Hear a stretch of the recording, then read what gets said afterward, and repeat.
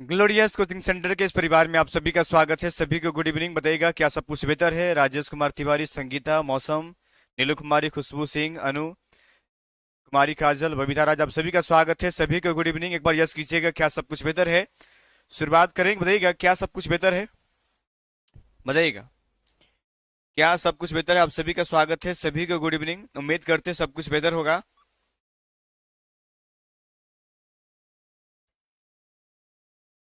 चलिए, एक बार आप लोग यस कीजिएगा क्या सब कुछ बेहतर रहेगा। साउंड की क्वालिटी आप लोग को मिल रही है?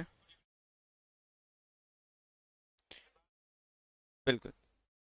चलिए, पेपर बिल्कुल समाप्त हो चुका है और देखिए 2 से 3 दिन में उम्मीद है कि आप लोग का रिस्पांस जो सीट है वो आ जाएगा। लेकिन देखिए आप लोग लगातार प्रिपरेशन में रहिए, तैयारी में रहिए, है ना। अब लगातार ये नहीं है कि पेपर आपका हो गया आप सो जाइए, ऐसा कुछ भी नहीं है कि नहीं। अपने आप को बिल्कुल जंग ना लगने दे, है ना। इसलिए हम चाहते हैं, हाँ, सब कुछ बेहतर है बिल्कुल। तो करते रहें, क्योंकि आगे भी अगर देखिए अगर बिहार की बात करें तो वो तो होने वाला प्रक्रिया भी समय उसमें लगेगा। उसके बाद में भी आगे भी अगर आप देखेंगे जो भी एग्जाम DSSB के फॉर्म आने वाले, इस पर ध्यान रखिएगा। ठीक है, तो उसमें भी पेडागोजी आपका पता होगा। KVS की चल रही है तो उसमें तो आप लोग अपियर नहीं होंगे, क्योंकि अभी टेट वाले आप लोग, टेट क्वालिफाई आप लोग का नहीं है कि नहीं। तो आगे भी बहुत कुछ आप लोग के लिए है, तो ये नहीं कि बैठ कर मतलब समय को व्यर्थ नहीं करना है। ठीक है, आप लोग का कमेंट था, है ना, कि सर मैथ के भी स्टार्ट करें। और देखिए आप लोग का परिवार थोड़ा सा बड़ा हुआ है ना, तो डिजिटल पैनल पर जो है मंडे से हम, है ना, ये अपकमिंग मंडे से बात करें तो हमारी लाइव स्ट्रीमिंग जो होगा वो पैनल पर होगा। आपने थोड़ा सा कल वाले वीडियो आपने देखा होगा, बिल्कुल वही चीजें जो है वो मंडे से हम लोग आने वाले हैं। थोड़ा सा वेट करेंगे, सब कुछ प्रिपेयर्ड है, थोड़ा समय उसमें लग रहा है। बिल्कुल। हाँ, अब क्या करेंगे ये चर्चा करेंगे, आखिर हमने आपको क्यों लाया है यहाँ पर, है कि नहीं, कुछ तो बात करेंगे। ठीक है, आपने थंबनेल पर देखा होगा यूपी टेट सीटेट 2023, यानी यहाँ पर जो क्वेश्चन करवाने वाले हैं। और खास तौर पर गणित पर आप लोग की जो ये कमेंट रहती थी कि सर गणित हम लोग का कमजोर है, तो देखिए वही वक्त है अभी जब आपके गणित पर हम काम कर सकते हैं। अभी मेरे पास 1 मंथ है। अगर हम कल से अगर स्टार्ट अगर हम करते हैं, अगर आप लोग रेगुलर रहेंगे तो 1 मंथ में हम लोग जीरो से लेकर के हीरो तक आप लोग गणित हम पूरा कंप्लीट कर देंगे, वो भी नॉन पेडागोजी की बात कर रहे हैं, ताकि आपको कभी दिक्कत ना हो। इसीलिए हमने आपको आमंत्रित किया है। क्वेश्चन तो हम लोग करने वाले, क्योंकि CDP के क्वेश्चन भी है और आप लोग सबसे ज्यादा लगाव किसी से है तो वो बाल विकास से क्वेश्चन पर है। चलिए, आप सभी का स्वागत है, शुरुआत करते हैं। है कि नहीं? जो भी आपके कमेंट होंगे, जो भी चीजें आपके कुछ सवाल आपके मन में होंगे, वो सारे सवाल बिल्कुल आप कर सकते हैं। तो चलिए शुरुआत करते हैं, फिर बीच में आप सवाल करेंगे। सही, प्रश्न संख्या की बात करेंगे। पार्श्व अन्वेषण तथा साधन साक्ष्य विश्लेषण निम्नलिखित में से किसके उदाहरण है? एल्गोरिथम, मानसिक वर्ता का, या स्वतः शोध, या प्रक्रियात्मक स्थिरता। प्रश्न संख्या की बात करेंगे। कल का वीडियो बहुत अच्छा लगा सर, आपने न्यू मोड में, बिल्कुल देखिए अब आप लोग का ही एक डिमांड था, है कि नहीं, क्योंकि वही चीजें देखिए अब वहां पर थे और यहाँ पर थे, डिफरेंस नजर आ रहा है। आप छोटे से स्क्रीन में मुझे देख रहे थे वहां पर, तो बिल्कुल हम लोग पूरा प्रिपेयर्ड हो चुके हैं। मंडे से हमारी जो स्ट्रीमिंग होंगी बिल्कुल उसी पैनल पर होगा जिस पर आपने देखा है, तो बिल्कुल आप लोग घबराना नहीं है कि नहीं। चलिए, और एक चीज और है कि जिन आपके दोस्त, आपके भाई, आपके बहन भी हो सकते हैं जो उन्होंने DLED एंट्रेंस के फॉर्म जो भरे थे, है ना, या B.Ed के, तो DLED एंट्रेंस और B.Ed दोनों का जो क्लासेज है, खास तो बात करेंगे उसकी स्टार्ट होने वाली है। ये भी मंडे को हम अब डिक्लेयर करेंगे। तो DLED और B.Ed दोनों के एंट्रेंस एग्जाम, जो पेडागोजी सेशन है, चाहे वो रीजनिंग के पैसे हो, सब कुछ हम लोग कवर करने वाले हैं। तो इसकी जानकारी भी आप अपने लोगों तक पहुंचाएंगे। चलिए, प्रश्न संख्या एक की बात करेंगे। देखिए सबसे पहले प्रश्न पर आप लोग यानी गजब का खेल दिए, बिल्कुल सही बातें हैं। स्वतः शुद्ध जो होगा वो आपका करेक्ट जवाब हो जाएगा। एक का सी विल बी करेक्ट जवाब हो जाएगा। चलिए, प्रश्न संख्या 2 की बात कर रहे हैं। सीखने के वक्र अभ्यास द्वारा सीखने की मात्रा, गति और प्रगति की सीमा को ग्राफ पर प्रदर्शित करते हैं। यह किसने कहा है? रॉस ने कहा है, या एगिबेन हास ने कहा है, स्किनर ने कहा है, या ML पिग्गी साहब ने कहा? प्रश्न संख्या 2 की बात करेंगे। सीखने का जो अभ्यास, सीखने के वक्र का अभ्यास द्वारा सीखने की मात्रा, गति और प्रगति की सीमा को ग्राफ पर प्रदर्शित करते हैं, यह किसने कहा है? तो ये आपका एबिग हास ने, किसने? एबिग हास ने कहा है। ऑप्शन नंबर 2 का जो होगा वो बी आपका करेक्ट जवाब हो जाएगा। 2 का बी आपका बिल्कुल करेक्ट जवाब हो जाएगा। मुझे लग रहा है कि सारे विद्यार्थी तुम पूरा एकदम सोए हुए हैं, है ना, क्योंकि पेपर होने के बाद में थोड़ा सा रेस्ट में कुछ लोग तो घूमने वगैरह चले गए होंगे, है ना। तो ये चीजें हैं, और कुछ लोग हैं एक्टिव जो हमारे साथ जुड़ चुके हैं। चलिए, प्रश्न संख्या 3 की बात करते हैं। निम्नलिखित में से थॉर्नडाइक के अधिगम के प्राथमिक नियम में शामिल नहीं है? अधिगम का जो प्राथमिक नियम है, खासतौर पर थॉर्नडाइक की बात करें, प्रयास एवं त्रुटि। क्या है? प्रयास एवं त्रुटि की बात करें तो उसमें आपका प्राथमिक नियम है 3 है, उसके बाद में 5 आपके गौण नियम है, और गौण नियम को कहते हैं सेकेंडरी। और आपको पता है कि प्राथमिक नियम से ही गौण नियम का निर्माण हुआ है, तो आपको बताना है कि इसमें से आपके प्राथमिक नियम यानी प्राइमरी में आपका शामिल नहीं है। अभ्यास का नियम, इफेक्ट का नियम, सचर्यात्मक हस्तांतरण का नियम या तत्परता का नियम। प्रश्न संख्या 3 का मुझे जवाब दीजिएगा। तो बिल्कुल सही बातें हैं। सचर्यता की बात करें, ये हमारा गौण नियम में आता है। किसे? गौण नियम में आता है। सदृशता का नियम भी गौण में आता है, आपको पता होगा। ऑप्शन नंबर 3 का जो होगा सी आपका करेक्ट जवाब हो जाएगा। चलिए, बहु अनुक्रिया भी इसी के अंतर्गत निकल जाता है। चलिए, प्रश्न संख्या बात करते हैं 4 नंबर। अनुकूलित अनुक्रिया सिद्धांत किसके अनुकूलन पर बल देता है? व्यवहार पर, चिंतन पर, तर्क पर या अभिप्रेरणा पर? प्रश्न संख्या 4 का मुझे कमेंट कीजिएगा। प्रश्न संख्या 4 का मुझे कमेंट कीजिएगा कि अनुकूलित अनुक्रिया सिद्धांत किसके अनुकूलन पर बल देता है? व्यवहार पर, चिंतन पर, तर्क पर या अभिप्रेरणा पर? प्रश्न संख्या 4 का मुझे जवाब दीजिएगा। देखिए, अनुकूलित अनुक्रिया है, ठीक है, तो ये अनुकूलन जो है, ये अनुकूलन जो एडोप्टेशन जो है, ये किस पर बल देने का काम करेगा? हमारे बिहेवियर पर, हमारे थिंक पर, या हमारे लॉजिक पर, या हमारे मोटिवेट पर? प्रश्न संख्या 4 का मुझे जवाब दीजिएगा। तो याद रखिएगा कि यहाँ पर व्यवहार की बात हो रही है। अनुकूलन का मतलब क्या होता है? जैसा सिचुएशन उसके अकॉर्डिंग चले। इसका मतलब हुआ कि ये व्यवहार, बिल्कुल व्यवहारवादी। अब मुझे बताइएगा कि व्यवहारवादी के जनक किसे कहा जाता है? बताइएगा मुझे, व्यवहारवादी के जनक किसे कहा जाता है? बिल्कुल ए जो होगा वो आपका करेक्ट जवाब हो जाएगा।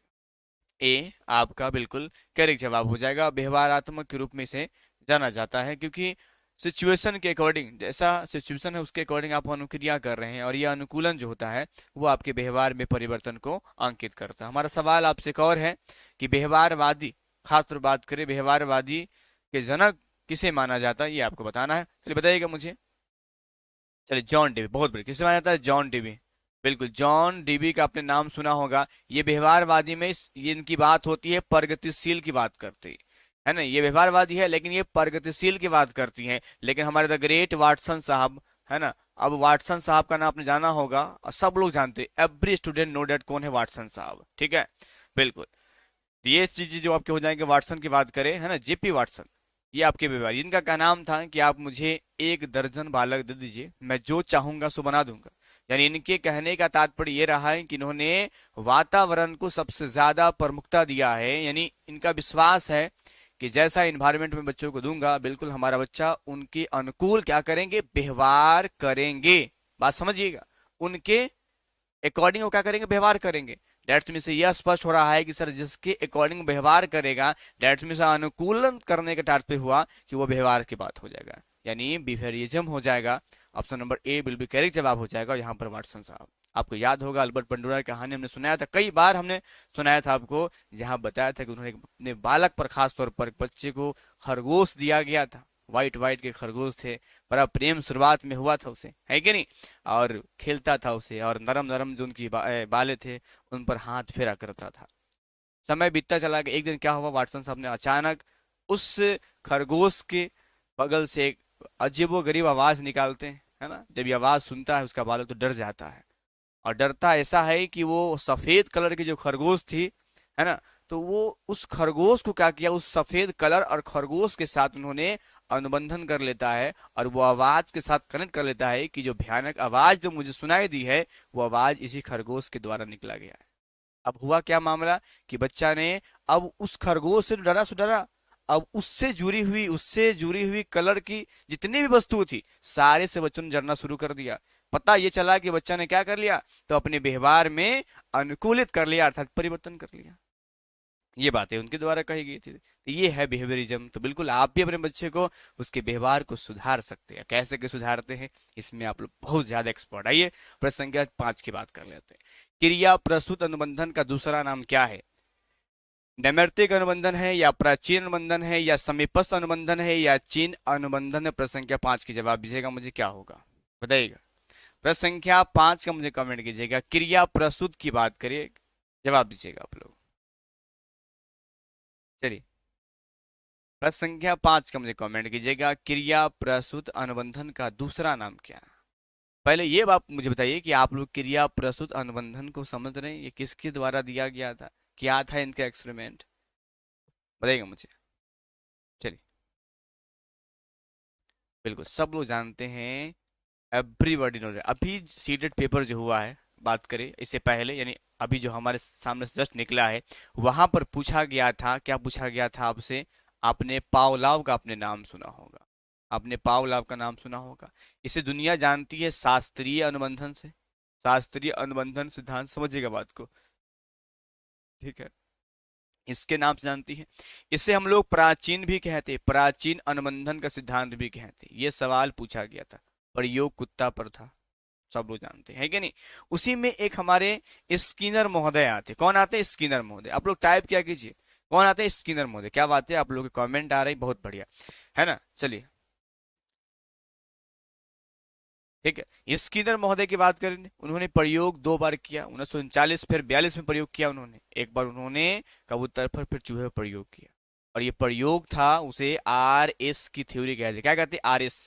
समझ रहे आर एस क्या होता है? रिस्पॉन्स स्टिमुलस, इस पर। और यहीं से उन्होंने रिफोर्समेंट यानी पुनर्बलन का सिद्धांत उन्होंने दिया था, ठीक है, उनके द्वारा दिया गया था। बिल्कुल, राजेश कुमार जी, अब बिल्कुल घबराए नहीं, क्योंकि अब पेपर होने वाला नहीं है ना, पेपर तो हो गया। अब बिल्कुल, अब थ्योरी को एकदम थ्योरी पढ़ेंगे ऐसा कि आप पूरा समझेंगे बात को, ठीक है, घबराना बिल्कुल भी नहीं है। अब नए बैच की हम लोग आगे बढ़ेंगे, सब कुछ आप लोग के लिए है, बस इतना बेहतर समझना है ताकि जब होर लगे तो उस वक्त आपको दिक्कत ना हो, ठीक है। चलिए, क्योंकि आप लोग घबराए बिल्कुल भी नहीं। आर एस थ्योरी में क्या मिला था? प्रयोग हुआ था, प्रयोग वही था, पिंजरे में बंद कर दिया गया था, है कि नहीं, और एक प्रकार से वहाँ सिस्टम बनाया गया था, है ना। चोंच मारने वाला प्रक्रिया था, वहां पर खूब प्रयत्न किया गया, चोंच मारने के प्राप्त क्या हुआ? उसे दाने की प्राप्ति हुआ, दाना वो एडॉप्ट किया, वही दाना जो था उस कबूतर के लिए रिफोर्समेंट यानी पुनर्बलन का काम किया था। इसलिए इसका थ्योरी आर एस थ्योरी है। इसी को प्रभाव के साथ में, यानी कहने का मतलब हुआ कि यहाँ पर जो दाना था ना, वो उस पर क्या कर रहा था? इंस्ट्रक्शन कर रहा था। उसे हम क्या कहते हैं? बिल्कुल नैमित्तिक अनुबंधन कहते हैं। अर्थात क्या होगा? 5 का आपका ए कैरेक्ट जवाब हो जाएगा, 5 का ए आपका कैरेक्ट जवाब हो जाएगा, बिल्कुल। चलिए, देखिए हमारे जो क्लासेस जो है ना, 6 PM, 6 PM से, बिल्कुल 6 PM से जो है वो आपका CDB क्लास चलेगा कल से, ठीक है, वो कंफर्म है। बेस्ट हमारा यूपी टेट जो है वो खास रहेगा, और उसमें थोड़ा सा सीटेड भी, लेकिन यूपी टेट सीटेड दोनों मिक्स रहेगा। कल से जो क्लास चलने वाली है, 7 बजे जो क्लास चलेगी वो आपका गणित की क्लास रहेगी, कल से कंफर्म है, ठीक है। वो आपका हम लोग पहले नॉन पेडागोजी से एकदम जीरो से स्टार्ट करने वाला है। ये कल का हमारा, कल से हमारा रूटीन रहा, ठीक है। तो कल से 2 क्लासेस हमारी है, 6 से 7 बजे आपकी सीडीपी क्लास चलेगी, जो बेस्ट यूपी टेट और सी टेट दोनों को कॉम्बिनेशन करेंगे, ठीक है। उसके पश्चात 7 बजे से हमारी गणित की क्लास रहेगी, वो जीरो से स्टार्ट करेंगे। ये कल से स्टार्ट हो रहा है, ठीक है, तो बिल्कुल घबराना बिल्कुल नहीं है। चलिए, आगे बात कर, प्रश्न संख्या 6 की बात करते हैं। निम्नलिखित में से कौन सा अधिगम की एक विशेषता नहीं है? अधिगम व्यवहार में अपेक्षाकृत अस्थायी परिवर्तन है, अधिगम प्राणी की अभिवृद्धि है। सी कह रहा है कि अधिगम का अवलोकन प्रत्यक्ष रूप से किया जा सकता है। डी कह रहा है आपसे कि अधिगम एक लक्षणमुखी प्रक्रिया। प्रश्न संख्या 6 का मुझे जवाब दीजिएगा, क्या होने वाला है? चलिए, बिल्कुल सदा बिल्कुल। देखिए, गणित का जो हमारा आइडियोलॉजी जो रहेगा, खास तौर पर नॉन पेडागोजिक प्रश्न पर, तो देखिए हम लोग जीरो से चलेंगे, ऐसा कि वो किसी भी लेवल का क्वेश्चन हो आप उसे कर पाएंगे। शुरुआत तुम जीरो से होगा, ठीक है, आगे हम लोग बढ़ाएंगे, बिल्कुल। प्रश्न संख्या 6 का मुझे जवाब दीजिएगा, निम्नलिखित में से कौन सी जो है अधिगम की विशेषता नहीं है? अधिगम की विशेषता नहीं है, ये आपको बताना है। चलिए बताइएगा मुझे, बिल्कुल। अधिगम की विशेषता आपका कौन नहीं है? अधिगम व्यवहार में अपेक्षाकृत स्थायी परिवर्तन है। बी कह रहा है कि अधिगम जो प्राणी की अभिवृद्धि है। सी कह रहा है कि अधिगम का अवलोकन प्रत्यक्ष रूप से किया जा सकता है। और डी कह रहा है कि अधिगम एक लक्षणमुखी प्रक्रिया है। देखिए, याद रखिएगा, आपने कई बार इस बात को बताया है कि अधिगम क्या होता है? स्थायी परिवर्तन होता है, बिल्कुल सही बातें हैं, है कि नहीं। और अधिगम जो है वो प्राणी में अभिवृद्धि है, ठीक है। और अधिगम हमेशा एक टारगेट के अकॉर्डिंग ही होता है, इसका मतलब है लक्ष्योन्मुखी होता है। लेकिन अधिगम का अवलोकन प्रत्यक्ष रूप से किया जा सकता है, ये थोड़ा सा डाउटफुल में रहता है, क्योंकि अधिगम जो होता है वो आपका वांछनीय परिवर्तन होता है। क्या होता है? वांछनीय परिवर्तन होता है। वांछनीय का मतलब होता है डिजायरेबल, ये परिवर्तन होता है, ठीक है। ये कुछ हद तक तो हो सकता है, लेकिन प्रत्यक्ष रूप से आप अवलोकन करेंगे, ये आपका नहीं होगा। बिल्कुल, क्या हो जाएगा ऑप्शन नंबर 6 का सी आपका करेक्ट जवाब हो जाएगा। बिल्कुल 6 का आपका सी बिल्कुल करेक्ट जवाब हो जाएगा। बिल्कुल अन्नू, हमारी जीरो से ही हम लोग हीरो बनेंगे, है ना। चलिए प्रश्न संख्या 7 की बात करते हैं। कोहलर सूझ का सिद्धांत दिया गया था। इनसाइड थ्योरी जो है वो कोहलर को जाता है, समग्रवादी के रूप में इसे जाना जाता है। अब बताना यह है कि कोहलर यह सिद्ध करना चाहते थे कि सीखना क्या है, स्वतंत्रता, यादृच्छिक क्रिया। स्वतंत्रता का मतलब होता है खुद से, और यादृच्छिक का मतलब होता है रैंडमली, मतलब अचानक स्वतः कुछ हो जाए, उसे हम यादृच्छिक कहते हैं। बी कह रहा है आपसे संज्ञानात्मक संक्रियाएं हैं। तीसरा कह रहा है कि एक ऐसी स्थिति जिसमें व्यक्ति पशु से क्या है, श्रेष्ठ है, एनिमल से आप क्या है, ग्रेट है। डी कह रहा है आपसे कि परिस्थिति के विभिन्न अंगों का प्रत्यक्षीकरण, यानी कह सकते हैं विजुअलाइजेशन, सिंप्लीफिकेशन। प्रश्न संख्या 7 का मुझे कमेंट कीजिए। चलिए प्रश्न संख्या 7 का मुझे कमेंट कीजिएगा, क्या होगा सही जवाब, इसे बताइएगा। देखिए कोहलर की अगर हम बात, थोड़ा सा चलेंगे विस्तार से। अगर कोहलर की अगर हम बात करें तो कोहलर ने सूझ का सिद्धांत दिया था। इसका सूझ का सिद्धांत, जिसे इनसाइड थ्योरी के नाम से हम जानते हैं, ठीक है, ये दिया गया था। प्रयोग किस पर था इनका, सुल्तान नामक क्या था, सुल्तान नामक, है ना, चैंपियनशिप प्रयोग किया गया था, ये पता है। ये सब जो है वो समग्रवादी सब है, समग्रवादी है, जिसे हम कहते हैं गेस्टाल्टवादी भी, गेस्टाल्टवादी भी कहते हैं। ये अंतर्दृष्टि की बात करते, अंतर्दृष्टि, है ना, अंतर्दृष्टि की बात करते हैं। चलिए कमेंट कीजिएगा आप लोग, क्या होगा सही जवाब। बिल्कुल गलत मत कीजिएगा क्योंकि आपको याद होगा, है ना। बिल्कुल कमेंट कीजिएगा आप लोग। अधिगम का अवलोकन नहीं हो सकता, बिल्कुल सदाब। चलिए ध्यान दीजिएगा आप लोग। देखिए इनका जो प्रयोग था, आपको पता होगा कि एक पिंजरे में जो है वो सुल्तान को बंद किया गया था, और पता है, और उस पिंजरे से दो प्रक्रिया था। एक में था केले को पिंजरे से बाहर रखा गया था, एक केले को पिंजरे में कुछ ऊंचाई पर टांगा गया था। ये दो प्रक्रिया उन्होंने अपने सुल्तान पर अपनाया गया था। पहला जो अपनाया गया था वो बाहर अपनाया गया था, क्या, तो केले को बाहर रख दिया गया था। समझिएगा बात को, ये थ्योरी बहुत ज्यादा, क्योंकि गणित और विज्ञान में खास तौर पर अगर किसी का थ्योरी सबसे ज्यादा इस्तेमाल होता है तो वो कोहलर की सूझ का सिद्धांत है। ठीक है, ये बात तुमने कई बार स्पष्ट भी किया है, समझिएगा बात को। तो हुआ था क्या वहां पर कि केले को कुछ दूरी पर रखा गया था, और पहले एक स्टिक वहां पर रखा गया था, है कि नहीं, और वहां पर सुल्तान बंद था।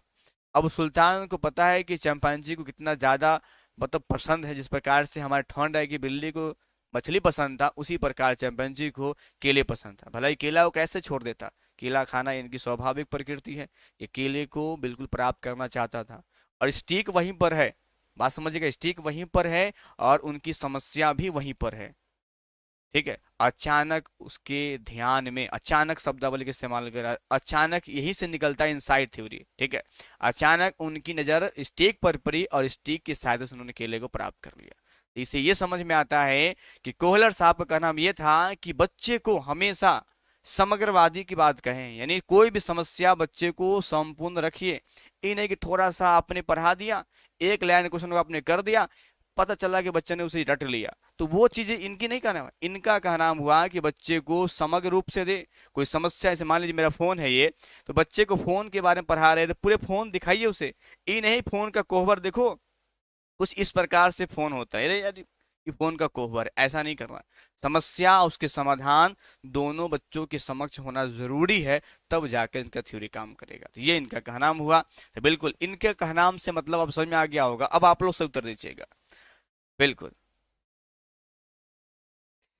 देखिए, ठीक है, बिल्कुल बताइएगा मुझे। अब इसका उत्तर आप दे दीजिएगा। अब इसका उत्तर है कि यूपी टेट की अगर फॉर्म की बात करें तो यूपी टेट का फॉर्म जो है वो फरवरी के आपको, है ना, एंड में देखने को मिलेगा, और अप्रैल तक पेपर भी इसका हो जाएगा। ठीक है, चलिए, क्योंकि आगामी जो लोकसभा चुनाव है तो उसमें तो कुछ ना होने वाला तो है, ही है क्या नहीं। बिल्कुल चलिए प्रश्न संख्या 7 की बात कर लेते हैं। अब इसका जवाब दीजिए। अब आप लोग का जवाब गलत नहीं होना चाहिए। अब आप लोग का जो है वो उत्तर गलत नहीं होना चाहिए, क्योंकि इतना आपने पूरा व्याख्यान सुन लिया, आप समझ गए होंगे। तो परिस्थिति के विभिन्न अंगों का प्रत्यक्षीकरण, बिल्कुल प्रत्यक्षीकरण होना बहुत जरूरी। ऑप्शन में क्या होगा आपका, डी कैरी जवाब हो जाएगा। 7 का जो है डी आपका कैरी जवाब हो जाएगा, और आप लोग बिल्कुल यहाँ पर खेल गए। प्रश्न संख्या 8 की बात करते हैं। किसी भी नई भाषा को सीखने के लिए कहाँ से प्रारंभ किया जाना चाहिए, वाक्यों के निर्माण से, शब्दों के निर्माण से, या अक्षरों व शब्दों के मध्य सचर से, या उपयुक्त में से कोई नहीं। प्रश्न संख्या 8 का मुझे कमेंट कीजिएगा, क्या होना बताइएगा मुझे। प्रश्न संख्या 8 का मुझे कमेंट कीजिएगा कि किसी भी नई भाषा को सीखने के लिए कहाँ से प्रारंभ यानी शुरुआत आप लोग को कहाँ से करना चाहिए, ये आप मुझे बताइएगा। ठीक है, वाक्यों के निर्माण से, शब्दों के निर्माण से, या अक्षरों व शब्दों के मध्य साचार्य से, या उपरोक्त में से कोई भी नहीं। प्रश्न संख्या 8 की बात करते हैं। किसी भी नई भाषा को सीखने के लिए, किसी भी नई भाषा को अगर आप सीखना चाहते हैं तो उसकी प्रारंभ जो होनी चाहिए वो किस स्तर से होना चाहिए, ये आप मुझे जवाब दीजिएगा। चलिए बिल्कुल कमेंट कीजिएगा। तो बिल्कुल अक्षरों व शब्दों के मध्य साचार्य से, साचार्य का मतलब होता है कनेक्ट करना है आपको। ऑप्शन नंबर सी जो होगा वो आपका करेक्ट जवाब हो जाएगा। प्रश्न संख्या 9 की बात करते हैं। समावेशी कक्षा में किस प्रकार के छात्र शामिल होते हैं, बताना है आपको। सामान्य और विशिष्ट, केवल सामान्य, केवल विशिष्ट, या बहुभाषी और प्रतिभाशाली छात्र। प्रश्न संख्या 9 का मुझे कमेंट कीजिएगा। ठीक है, समावेशी की बात की उसमें किस प्रकार के बालक जो होते हैं वो शामिल होते हैं। सामान्य, विशिष्ट, केवल सामान्य, केवल विशिष्ट, या बहुभाषी और प्रतिभाशाली। तो देखिए समावेशी शिक्षा जो होता है उसका एक ही नारा है, सबका साथ सबका विकास। अर्थात इसका मतलब हुआ यहाँ पर जो कमजोर है वो उनका भी भला होने वाला है, अर्थात सामान्य बालक भी चलेंगे और विशिष्ट बालक, दोनों को हम जोड़ने वाले, अर्थात ये दोनों कनेक्ट रहेंगे। ऑप्शन नंबर ए जो होगा वो आपका करेक्ट जवाब हो जाएगा। 9 का ए विल बी करेक्ट जवाब हो जाएगा। प्रश्न संख्या 10 की बात करते हैं। अधोलिखित में गणितीय संबंधित अधिगम अक्षमता को कौन सा पद परिभाषित करता है। पठन दोष की बात करें, या गणन दोष, या निरस्ता संबंधित दोष, या उपयुक्त में से कोई भी नहीं। प्रश्न संख्या 10 का मुझे जवाब दीजिएगा क्या होने वाला है। अधोलिखित गणित से संबंधित अधिगम अक्षमता है, इसको आप किसके अंतर्गत भी करवाएगा। देखिए सर, आप कल से जो हमारी क्लास होगी वो यूपी हमने स्पष्ट कर, यूपी टेट और सी टेट है ना, ये आपका 6 PM पर जब आप जुड़े हैं। ठीक है, और 7 बजे कल ही की बात करें वो आपका मैथ से स्टार्ट करेंगे। ठीक है, ये आपकी क्लास 2 क्लास है, वो 6 से 8 है ना, 6 से लेकर के 8, ये आपका फिक्स है। कल से कंटिन्यूअसली रहिएगा। ठीक है, चलिए प्रश्न संख्या 10 का मुझे अब देखिएगा। देखिए अधिगम संबंध क्षमता की बात हुआ है। देखिए पठन की बात करिए, ये आपका डिसलेक्सिया होता है। क्या होता है, ये आपका डिसलेक्सिया होता है, जहां पर आपको किसी शब्द को पढ़ने में कठिनाई का दिक्कत होता है, वो आपका पठन दोष से हो गया। जबकि यहाँ पर गणित की बात हुआ है, अर्थात क्या हो जाएगा आपका गणना दोष, अर्थात कैलकुलेशन वाले हैं, डिसकैलकुलिया जो होगा वो आपका करेक्ट जवाब हो जाएगा। अर्थात 10 का जो होगा बी आपका करेक्ट जवाब हो जाएगा। प्रश्न संख्या 11 की बात करते हैं। समावेशी करण की सफलता के लिए आवश्यक क्या है। अभिभावक की भागीदारी का ना होना, बी कह रहा है कि अलगाव, सी कह रहा है कि क्षमता निर्माण का अभाव, और डी कह रहा है संवेदनशील होना। प्रश्न संख्या 11 का मुझे जवाब दीजिएगा। बिल्कुल देखिए अगर आप लोग को, अच्छा ये बताइए मुझे, ये क्वेश्चन कहाँ का है, सीटेड है यूपी टेट बता दीजिए मुझे, मैं देखना चाहता हूँ कि आप लोग बताइए ये क्वेश्चन किसका है। आप जो क्वेश्चन कर रही किसका क्वेश्चन पता है आपको, कमेंट कीजिए, देखते हैं आप कितना गेस करते। गेस आप करें तो ये क्वेश्चन किस चीज का है, यूपी टेट या सीटेट का क्वेश्चन है। एक बार आप लोग गेस करके मुझे बताइए। तो आपको यकीन हम दिलवाना चाहते हैं कि आप दोनों में डिफरेंस नहीं कर पाएंगे। पहले आप मुझे ये बताइए कि ये सीटेट का क्वेश्चन है या यूपी टेट का क्वेश्चन है। कमेंट कीजिएगा। तो सदाब बताइएगा, ममता, रिंकी यादव बताइएगा ये यूपी टेट का क्वेश्चन है सीटेट का क्वेश्चन, दे मुझे। ये क्वेश्चन जो है 2018 का पेपर नंबर 1 है, और बेटा ये यूपी टेट है, धोखा खा के यूपी टेट का क्वेश्चन है ये। ठीक है, 2018 का पेपर 1 का ये सीडीपी क्वेश्चन यूपी टेट का क्वेश्चन है। मुझे बताइए कि आप लोग समझ में नहीं आ रहा होगा कि यूपी टेट का क्वेश्चन, लेकिन आप कर रहे हैं, आप कह रहे हैं सर केवल यूपी टेट। आपको पता होना चाहिए कि यूपी टेट के प्रश्न को सीटेट वाले अपने साथ शामिल करते हैं। ये बातें आपको लग रही होगी झटका, मैं बता रहा हूं कि यूपी टेट के गाइडलाइंस को फॉलो करता है सीटेट। ये सच है, ये सच है, बिल्कुल सच है। ठीक है, बिल्कुल बिल्कुल ये सच बातें हैं कि यूपी टेट का जिरक्स कॉपी है आपका सीटेट। सीटेट के क्वेश्चन सीडीपी के कमजोर होते हैं यूपी टेट के अपेक्षा, आप समझ सकते हैं आप। ठीक है, अंतर ही समझ में आपको नहीं आएगा। ठीक है, चलिए भाई सीडीपी में आते हैं। गणित में पेडागोजी क्वेश्चन कम रहते हैं, सॉल्यूशन वाले क्वेश्चन ज्यादा रहते हैं, है कि नहीं। ठीक है, चलिए प्रश्न संख्या 11 का मुझे कमेंट कीजिएगा आप लोग क्या होगा। देखिए अभिभावक की भागीदारी का अलगाव होना बिल्कुल नहीं चलेगा। अलगाव मतलब अलग करना, सेपरेशन की बातें नहीं करेंगे। और क्षमता अभाव नहीं होती है, अर्थात क्या होगा संवेदनशील होना। ऑप्शन नंबर 11 का डी आपका करेक्ट जवाब हो जाएगा। 11 का डी आपका करेक्ट जवाब हो जाएगा। यूपी टेट में पेडागोजी क्वेश्चन नहीं आते, सीडीपी में कहाँ है आप सदा। चलिए प्रश्न संख्या 12 की बात करते हैं। निम्नलिखित में से कौन सा संवेग का तत्व नहीं है। दैहिक की बात करें, संज्ञानात्मक, व्यवहारात्मक या संवेदी। प्रश्न संख्या 12 का मुझे कमेंट कीजिएगा। चलिए, गणित में क्वेश्चन जो होते हैं खासतौर पर अगर बात करें, मैथ्स में जो होते हैं वो पेडागोजी क्वेश्चन कम रहते हैं, है, 2 से 4 ही रहते हैं। ठीक है। सीडीपी में क्या होता है कि वन लाइनर जो क्वेश्चन होता है खासतौर पर जो आपके कथन होते हैं, है कि नहीं, सिद्धांतवादी के डायरेक्टली मतलब डायरेक्ट क्वेश्चन पूछता है। बात बिल्कुल सही है कि फैक्ट क्वेश्चन पूछे जाते हैं, ये बातें बिल्कुल सत्य है। ठीक है। चलिए, प्रश्न संख्या 12 का मुझे कमेंट कीजिएगा। तो क्या हो जाएगा आपका, बिल्कुल संवेदी जो होता है ये आपका आपके संवेग में शामिल नहीं, ऑप्शन नंबर डी जो होगा वो आपका करेक्ट जवाब हो जाएगा। बिल्कुल। प्रश्न संख्या बात करते हैं 13वां नंबर, संज्ञानात्मक क्षेत्र का सही क्रम क्या होगा। संज्ञानात्मक की बात करें, आपने ब्लूम टेक्सोनोमी की बात किए होंगे, उसमें आपका संज्ञानात्मक है, भावात्मक और क्रियात्मक है। तो आपको बताना है कि संज्ञानात्मक का जो क्षेत्र है उसका सही क्रम कौन सा, ये आपको बताना है, बताइएगा। मूल्यांकन पहले, यहाँ मूल्यांकन पहले। देखिए, कोई भी चीज का हो मूल्यांकन आपका स्टार्टिंग में हो ही नहीं सकता है, तो ए बी तो कट गया, कहानी खत्म। यहाँ भी ज्ञान है और यहाँ पर भी ज्ञान, लेकिन ज्ञान के बाद अनुप्रयोग आ गया है। तो देखिए, ज्ञान के बाद में हम सीधे अनुप्रयोग नहीं कर सकते। अनुप्रयोग का मतलब होता है एप्लीकेशन करना, अपने ज्ञान का इस्तेमाल करना। क्या हमने सीखा कर लेंगे बिना विश्लेषण किए हुए? नहीं, अर्थात ये कर जाएगा आपका, है कि नहीं। तो बिल्कुल ऑप्शन नंबर डी जो होगा वो आपका करेक्ट जवाब हो जाएगा। ज्ञान करे, अवबोध में समझ में लाए, फिर अनुप्रयोग करे, फिर विश्लेषण संशोधन, और उसके पश्चात क्या करे, मूल्यांकन। ऑप्शन नंबर डी जो होगा वो आपका करेक्ट जवाब हो जाएगा। प्रश्न संख्या बात करते हैं 14 नंबर देगा, निम्नलिखित में से कौन सा अच्छे शिक्षण की विशेषता नहीं है। जनतांत्रिक, डेमोक्रेसी, सहानुभूति, सिंपैथी। सी कह रहा है स्वच्छाचारी, और डी कह रहा है वांछनीय सूचना देने वाला। प्रश्न संख्या 14 का मुझे कमेंट कीजिएगा कि क्या होगा, आपको बताइएगा। बिल्कुल, प्रश्न संख्या 14 का मुझे कमेंट कीजिएगा। प्रश्न संख्या 14 बताइएगा मुझे कि एक अच्छे टीचिंग की विशेषता यहाँ पर कौन सा नहीं है। देखिए, जनतांत्रिक जरूरी है क्योंकि ये कक्षा जो है वो हमारी समावेशी है, यहाँ पर सभी को राइट्स है, अर्थात जनतांत्रिक होना जरूरी है। सहानुभूति पूर्वक क्या होता है, जहां पर हम बच्चे को संवेदनशील के प्रति क्या रहे, सजग रहें। ठीक कह रहा है स्वेच्छाचारी, मतलब खुद के मनमौजी जो होता है उसे स्वेच्छाचारी कहते हैं। मन किया तो किया, अब मन नहीं किया तो नहीं किया। डी कह रहा है वांछनीय सूचना देने वाला। वांछनीय का मतलब होता है जो बच्चे को डिजायरेबल है, जो जरूरत है वो जानकारी देना, इसे हम वांछनीय कहते हैं। अब यहाँ बताना है कौन सा नहीं है। नेगेटिव पूछा गया था तो स्वेच्छाचारी नहीं होगा। ऐसा नहीं है कि आपको जो मन में आ रहा है वो काम आप कर रहे हैं, स्वेच्छाचारी थोड़ा ना होता है। मतलब खुद, भाई ऐसा थोड़ा नहीं मेरा मन करेगा मैं उसी में लग जाऊं, नहीं, ऐसा बिल्कुल नहीं है। असहानुभूति जरूरी, सहानुभूति पूर्ण मतलब कहने का मतलब बच्चे संवेदनशील हो, उसे ऐसा भयावक डर महसूस ना हो, है ना, ये सी बातें कही गई। प्रश्न संख्या बात करते हैं 15 नंबर, अभिप्रेरणा का प्रत्याशा सिद्धांत किसके द्वारा दिया गया था। मोस्लो के द्वारा, या हर्जबर्ग के द्वारा, या विक्टर ब्रूम के द्वारा, या स्किनर के द्वारा। प्रश्न संख्या 15 का मुझे कमेंट कीजिएगा कि अभिप्रेरणा का प्रत्याशा सिद्धांत जो है वो किसके द्वारा दिया गया था। ये कि फैक्ट क्वेश्चन जवाब दीजिएगा तो ये आपका जो है विक्टर ब्रूम के द्वारा। किसके द्वारा? विक्टर ब्रूम के द्वारा दिया गया, आपका सी करेक्ट जवाब हो जाएगा। प्रश्न संख्या 16 की बात करते हैं, अग्रिम व्यवस्थापक प्रतिमान किस परिवार से संबंधित है।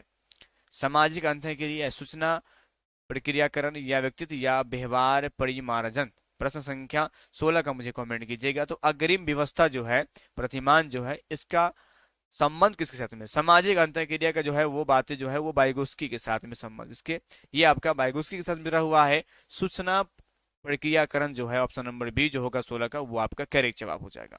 16 का बी जो है वो आपका करेक्ट जवाब हो जाएगा। 17वां की बात करते हैं कि कौशलों के हस्तांतरण, किसके?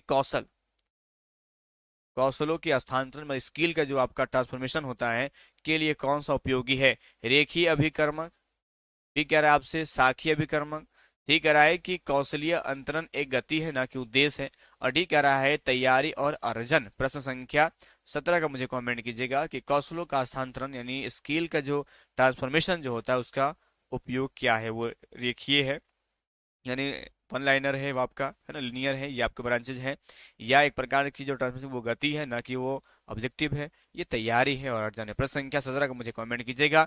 तो कौशल जो होता है, देखिए कौशल की अगर हम बात करें तो कौशल का जो स्थानांतरण होता है ये गति होता है, क्या होता है, स्पीड होता है कि नहीं, ना कि उद्देश्य होता है। ऑप्शन में क्या होगा, सी आपका करेक्ट जवाब हो जाएगा।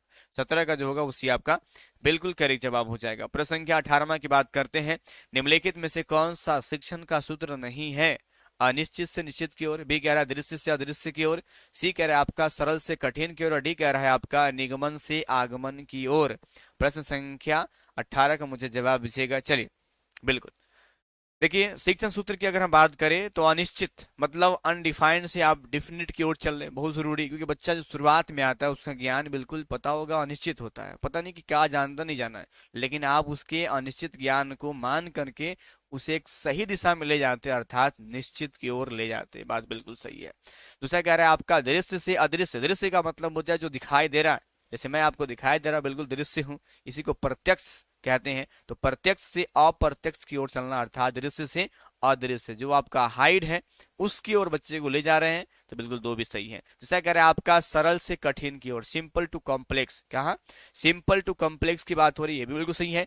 और डी कह रहा है आपसे निगमन से आगमन की ओर। ये आपका देखिए निगमन अलग होता है, आगमन अलग होता है, ये हमारा शिक्षण सूत्र नहीं है कि नहीं। कहा ऑप्शन नंबर डी जो होगा वो आपका करेक्ट जवाब हो जाएगा, और आप लोग बिल्कुल बेहतर खेल गए। प्रश्न संख्या 19वां की बात करेंगे। सूक्ष्म शिक्षण चक्र का प्रथम पद क्या होता है। Micro teaching. माइक्रो टीचिंग जो होता है एक चक्र बनता है, तो उस चक्र का जो प्रथम पद होता है वो क्या होता है। शिक्षण होता है, बी कह रहा है योजना बनाना, सी कह रहा है प्रतिपुष्टि, और डी कह रहा है प्रस्तावना। प्रश्न संख्या 19 का मुझे कमेंट कीजिएगा कि सूक्ष्म शिक्षण की बात करें, माइक्रो टीचिंग का जो है वो प्रथम पद क्या होता है, बताइएगा। प्रथम पद जो होता है वो क्या होता है, ये आप लोग मुझे जवाब दीजिएगा। चलिए बताइएगा, बताइएगा। चलिए आयुष उपाध्याय नमस्ते, बिल्कुल कमेंट। प्रश्न संख्या 19 का मुझे कमेंट कीजिएगा। सब लोग जानते हैं 19 नंबर सवाल में, सब लोग जानते हैं सूक्ष्म शिक्षण का सबसे प्रथम पद क्या होता है। देखिए आपको पता है पहला जो पद होता है वो आपका योजना का, योजना निर्माण होता है, पता ना आपको, योजना निर्माण करते हैं ये सबसे पहला। उसके बाद क्या करते हैं आप, शिक्षण करते हैं, आप लोग भूल गए ना, शिक्षण होता है। उसके बाद में क्या करते हैं आप, प्रतिपुष्टि लेते हैं, प्रति पुष्टि समझते हैं ना, फीडबैक। उसके बाद में पुनः योजना का निर्माण करते हैं, चक्र, ठीक है। उसके पश्चात क्या होता है, पुनः शिक्षण, पुनः शिक्षण होता है। उसके पश्चात क्या करते हैं हम लोग, पुनः प्रतिपुष्टि लेते हैं, प्रतिपुष्टि होता है, ये होता है। अब याद आपको आ गया होगा, अब आपको याद आ गया होगा कि पहला काम क्या होता है। जवाब अब मुझे जवाब दीजिएगा, चलिए बताइएगा, अब मुझे कमेंट कीजिएगा। तो सूक्ष्म शिक्षण का प्रथम पद क्या होता है, तो पहले योजना का निर्माण, ठीक है, उसका हम शिक्षण करवाते हैं, फिर प्रतिपुष्टि लेते हैं, फिर आप पुनः योजना बनाते हैं, फिर पुनः शिक्षण, और पुनः आपका प्रतिपुष्टि होता है। बिल्कुल। मंडे से, मंडे से हम लोग लाइव रहेंगे डिजिटल पैनल पर, ठीक है। चलिए प्रश्न संख्या 19 का मुझे जवाब दीजिए, क्या होने वाला है, क्या होगा, अब जवाब दीजिए आप लोग।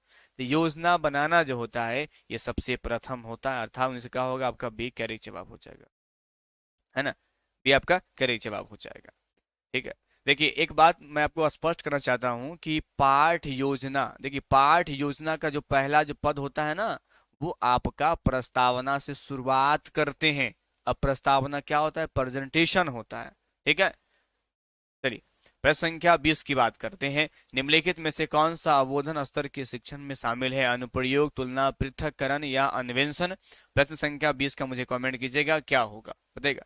प्रश्न संख्या 20 का मुझे कमेंट कीजिएगा क्या होने वाला है। और एक बात ना, जो लोग यूपी से है वो यस एक बार टाइप कीजिएगा, तो कितने लोग हैं जो यूपी वाले हैं बताइएगा। निम्नलिखित में से कौन सा अबोध स्तर के शिक्षण में शामिल है। अनुप्रयोग, तुलना, पृथक्करण या अन्वेषण। प्रश्न संख्या 20 का मुझे कमेंट कीजिएगा। हाँ, चलिए प्रश्न संख्या 20 का मुझे कमेंट कीजिएगा, एक बार यस टाइप कीजिएगा, ठीक है। बताइएगा कि अवबोध स्तर के शिक्षण में शामिल आपका है क्या है। अनुप्रयोग, तुलना, पृथक्करण या अन्वेषण। तो बिल्कुल अन्वेषण जो है ये आपका, है ना, अवबोध के में शामिल है, ठीक है। क्या हो जाएगा आपका डी करेक्ट जवाब हो जाएगा। चलिए बताइए।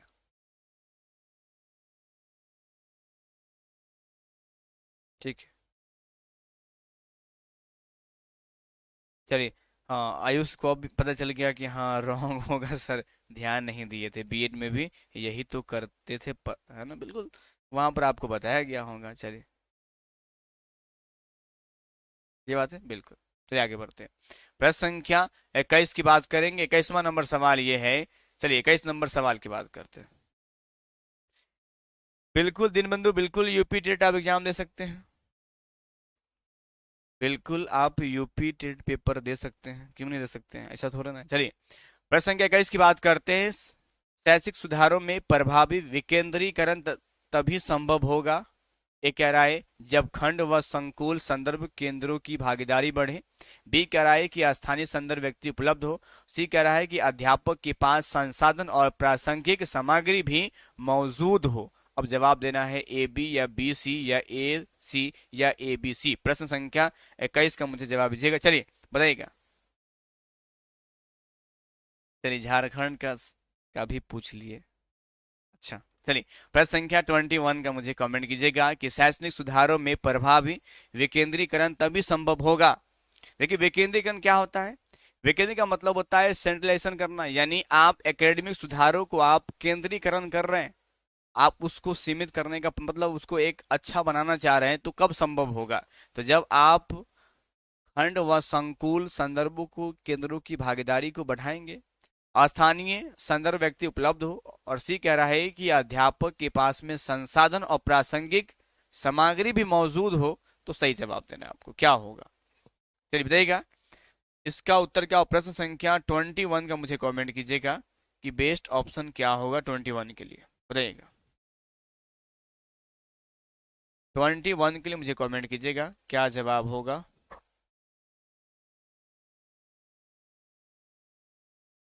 बिल्कुल, कमेंट प्रश्न संख्या 21 के लिए आप लोग कमेंट कीजिए। 21 नंबर सवाल के लिए आप लोग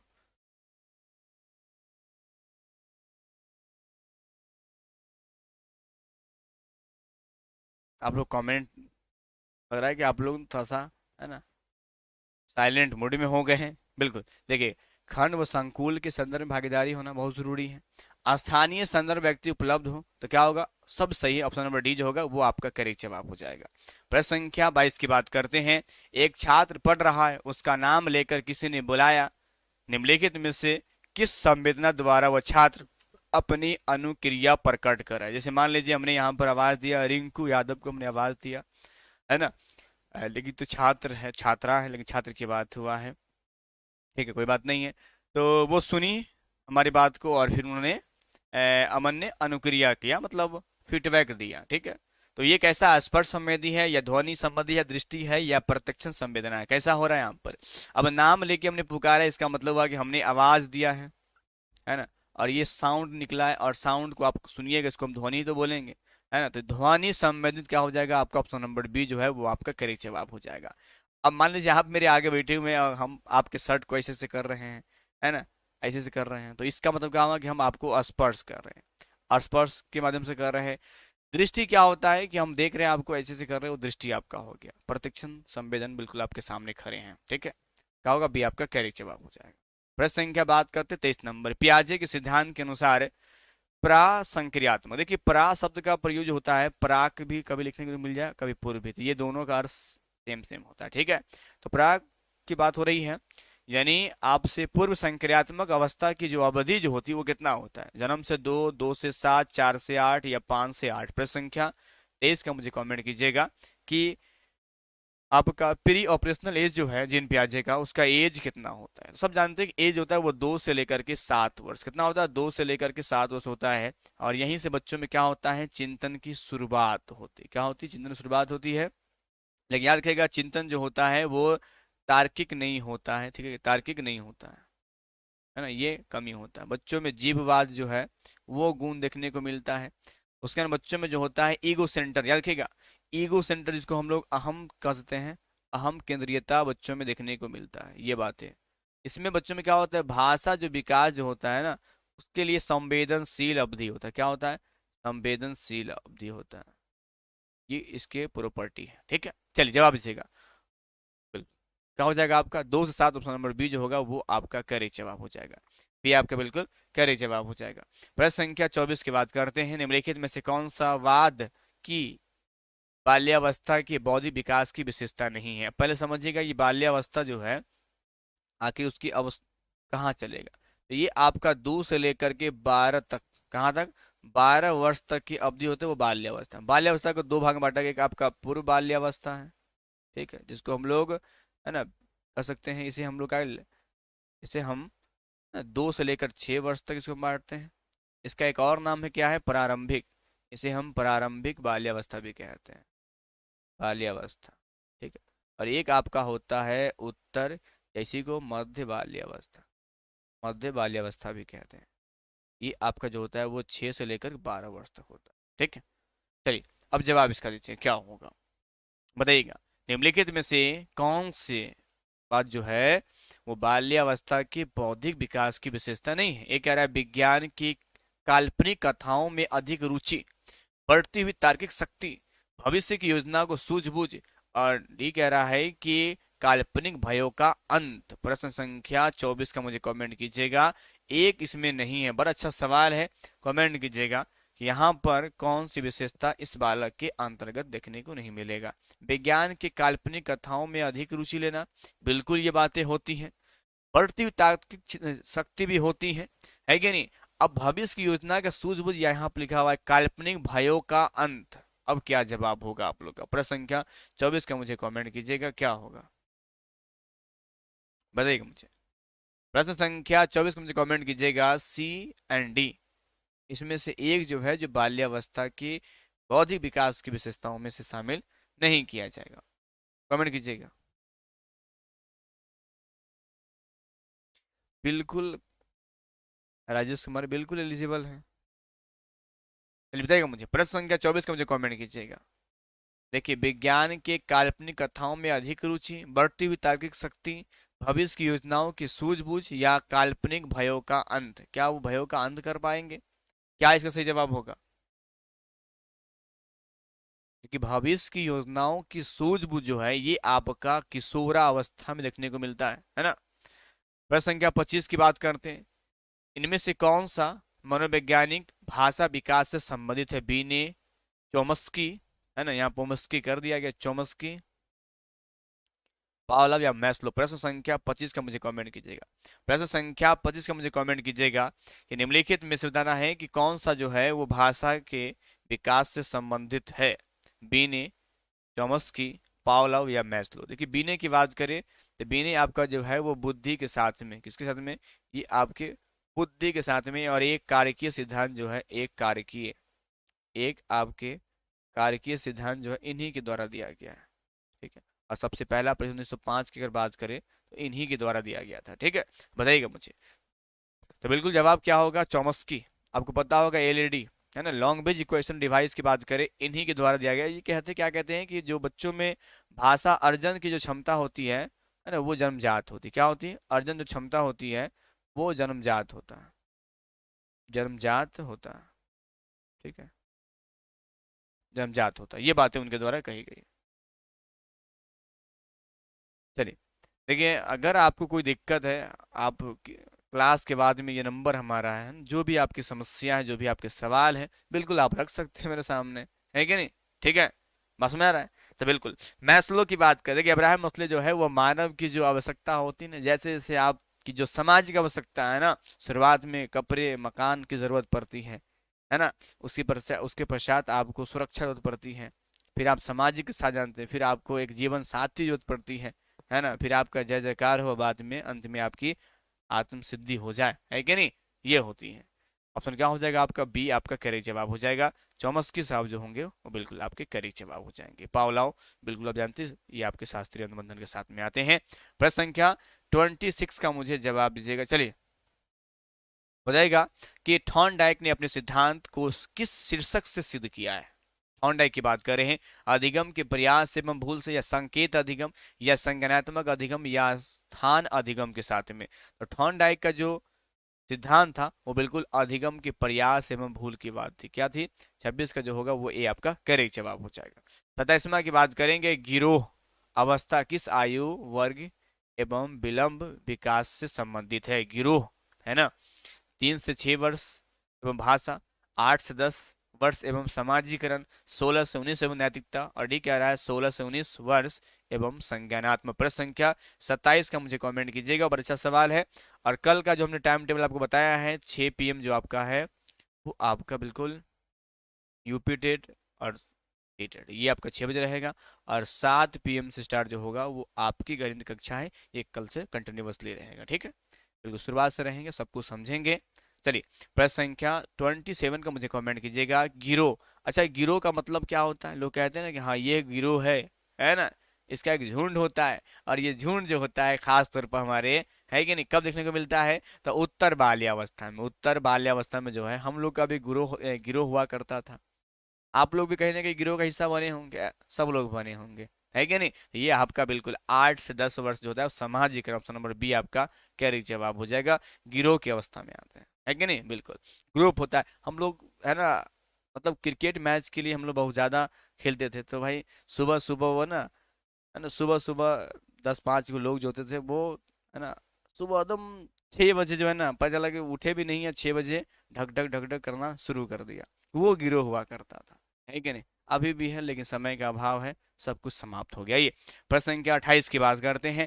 पियाजे के अनुसार संज्ञानात्मक विकास के तृतीय अवस्था निम्नलिखित में से कौन सा है? तृतीय, आपको पता होगा कि जीन पियाजे के संज्ञानात्मक विकास की बात करें तो उनके 4 अवस्था। एक आपका जो है संवेदी है, संवेदीय, जिसको हम लोग कहते हैं इंद्रगामक। क्या कहते हैं? इंद्रगामक, इंद्रगामक अवस्था।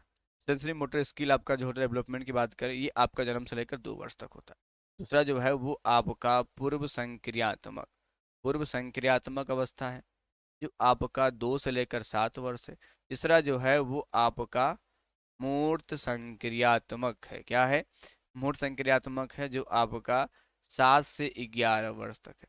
और चौथा जो है वो हमारा क्या है? अमूर्त संक्रियात्मक। ठीक है, ये कब तक चलेगा आपका? ये आपका 11 से 15 वर्ष तक। तीसरा आपसे पूछा गया था, क्या पूछा गया है? तीसरा आपसे पूछा गया है, तीसरा आपका क्या हो जाएगा? तो बिल्कुल मूर्त होगा। और पता होगा ऑप्शन नंबर क्या होगा यहाँ पर? 28 का बिल्कुल ऑप्शन नंबर बी जो है वो आपका करेक्ट जवाब हो जाएगा। बी आपका बिल्कुल करेक्ट जवाब हो जाएगा। 29 की बात करेंगे।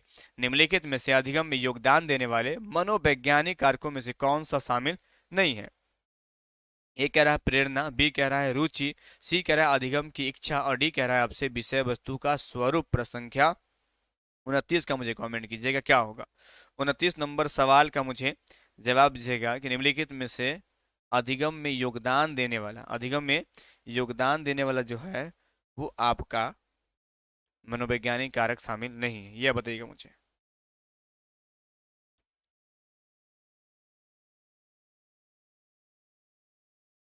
बताइएगा क्या होगा?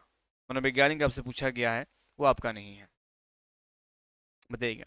क्योंकि प्रेरणा, रुचि, अधिगम की इच्छा, विषय वस्तु का बिल्कुल स्वरूप जो है ये आपका नहीं। आपने हमें सुना होगा, मनोवैज्ञानिकों का मानना है कि बच्चों को मोटिवेट किया जाए, उनकी रुचि भी हो, जरूरी है। रुचि नहीं होगा तो काम करेगा नहीं करेगा। जैसे हमारे अभी पेपर आप लोग का हो गया है, आपकी रुचि नहीं है कि नहीं? क्योंकि आपकी संख्या दिख रही है, मुझे रुचि नहीं है बिल्कुल, है कि नहीं? क्योंकि एग्जाम देने के बाद मतलब न्यूट्रल आप लोग हो गए। अधिगम की इच्छा जरूर, लेकिन विषय वस्तु का स्वरूप जो है ये नहीं। ऑप्शन नंबर डी आपका करेक्ट जवाब हो जाएगा। प्रश्न संख्या 30 की बात करते हैं और आज का अंतिम प्रश्न बताएगा। निम्नलिखित में से सामाजिक मूल्य कौन सा है? प्राथमिक लक्ष्य, मूल प्रवृत्ति, या आपकी सहायता परक व्यवहार, या डी आपका आक्रामकता की आवश्यकता। याद रखिएगा, सामाजिक मूल्य आपकी कौन सी है? हमारा और आपका भी एक नैतिक जिम्मेदारी है। अध्यापक तो हम बाद में हैं और आप विद्यार्थी हम बाद में हैं, उससे पहले हम क्या है? एक सामाजिक प्राणी है। तो हमारा और आपकी जिम्मेदारी होती है। जवाब दीजिएगा आप लोग। और कल से जो हमारा टाइमिंग है बिल्कुल 6 PM पर जुड़ेंगे, जहाँ पर सीढ़ी पर बात करेंगे, है कि नहीं? तो उसके पश्चात 7 बजे गणित में जरूर रहिएगा, दोनों पेपर में जरूर रहिएगा, ताकि आप 0 से पढ़ेंगे। चलिए, तो बिल्कुल क्या है, हम लोग सामाजिक प्राणी है ना, तो बिल्कुल सामाजिक मूल्य क्या? हमारी आक्रामकता है, इसका कहीं जरूरत नहीं पड़ेगा आपको। हमारी मूल प्रवृत्ति, ये हंसना गाना रोना जो हमारी मूल प्रवृत्ति है, प्राथमिक, बल्कि हमारा सहायता परक जो होता है, सहयोगात्मक जो होती है, ये ऑप्शन नंबर सी आपका करेक्ट जवाब हो जाएगा, है कि नहीं? तो बिल्कुल आपने 30 प्रश्नों को किया होगा, इतना सिंपल था कि कहीं पर आपको समस्या नहीं हो। मिलेंगे कल हम लोग, तो जहाँ पर बात करेंगे, है ना, सीडीपी को स्टार्ट करेंगे। हो सकता है कल हम आपको सिलेबस, ठीक है, कल हो सकता है कि हम आपको यूपी टेट के सिलेबस पर चर्चा करेंगे और फिर उसके अकॉर्डिंग हम लोग आगे बढ़ेंगे। दीजिए मुझे आगे इतना रखेंगे, मिलते हैं कल। बिल्कुल। हाँ सर, अब बिहार वाले के लिए क्या करें बताइए कुछ। देखिए संतोष कुमार, अभी बिहार वाले के लिए अगर हम बात करें, चलिए चलिए ध्यान दीजिएगा। देखिए अभी अभी अगर हम बिहार वाले की अगर बात करें तो बिहार में अभी स्टेट का पेपर जो है वो होगा कॉमर्स वाले का, ठीक है, ठीक है, कॉमर्स वाले का होगा। सेवेंथ फेज की अगर हम बात करें तो सेवेंथ फेज में अभी तो नेहा वाले, अब देखिए वो कब लागू हो रहा है, अभी तो अखबार अखबार ही चल रहा है ना, अखबार अखबार चल, उस पर चर्चाएं होंगी। अभी कुछ पता नहीं है, समय उसमें लगेंगे। तब तक आपके परिणाम भी आ जाएंगे। हो सकता है 10 तारीख को आपकी रिस्पॉन्स सेट आ जाए, है ना, ऐसा में भी लग रहा है। ठीक है, चलिए ये बातें हैं। और हम तो कहेंगे आप लोग कि अभी तत्काल में समय है तो यूपी टेट की तैयारी करें, बिल्कुल लगे रहे उसमें, ताकि आपके लिए बेहतर रहेगा।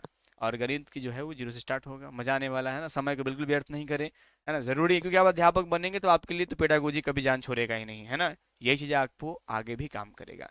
डी ट्रिपल एस बी के फॉर्म आने वाले हैं, सबसे टारगेट रहेगा। देखिए डी ट्रिपल एस बी जो है वो आपके फॉर्म आने, दिल्ली की जो ये आपकी संस्था है उसकी फॉर्म देखिए, क्योंकि 24 में इलेक्शन है, ये आप याद रखिएगा। इसलिए सभी राज्य में कुछ ना कुछ देखने को मिलेगा, बिहार में भी, यूपी में भी, है ना, और झारखंड में भी। ठीक है, सब लोग अपनी कहावत नहीं है, भारत में एक नियम है कि जब चुनाव का वक्त आता है तो नेता लोग थोड़ा घबराते हैं कि लोग किस मतलब किस आधार पर हमसे वोट लेने जाएंगे, तो वो आधार बनाने का प्रयास हर राज्य सरकार करेगी। तो इसका फायदा बिल्कुल सीधे तौर पर आप लोग को मिलने वाला है, तो जरूर लगे रहेंगे। दीजिए मुझे आ गया, मिलते हैं कल आपसे 6 और 7 बजे। जय हिंद, जय भारत। और आप लोग से रिक्वेस्ट है, क्लास को जानकारी जरूर दीजिएगा ताकि मुझे भी रिफोर्समेंट मिले। धन्यवाद।